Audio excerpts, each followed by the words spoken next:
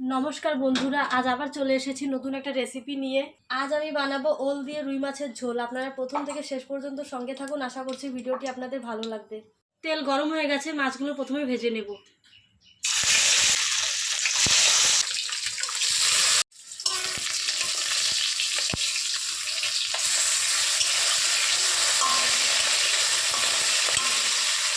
মাছগুলো ভাজা হয়ে গেছে, নামিয়ে নেব।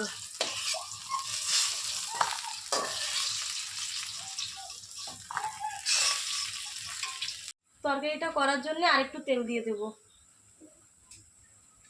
গরম হয়ে গেছে, এবার ফোড়নে দিয়ে দেবো জিরা। ওলগুলো আগে থেকে সেদ্ধ করে রেখে দিয়েছি, এবার এর মধ্যে দিয়ে দেব। এবার লবণ আর হলুদ দিয়ে ওলগুলো ভেজে নেব।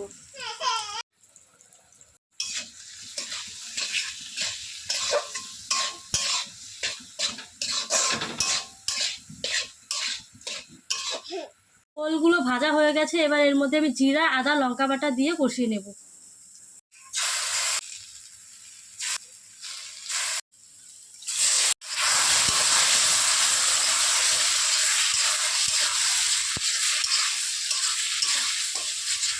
খুব ভালোভাবে কষানো হয়ে গেছে, এবার ঝোলের জন্য জল দিয়ে দেব।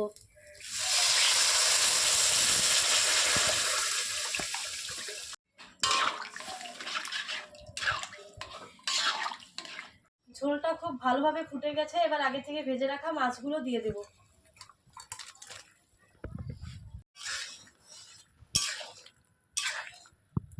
তরকারিটা হয়ে গেছে, এবার নামিয়ে নেব। আপনারাও এভাবে ওল দিয়ে রুই মাছ রান্না করে খাবেন, আশা করছি ভালো লাগবে। আমার রান্নাগুলো ভালো লেগে থাকলে লাইক, কমেন্ট, শেয়ার করে পাশে থাকবেন।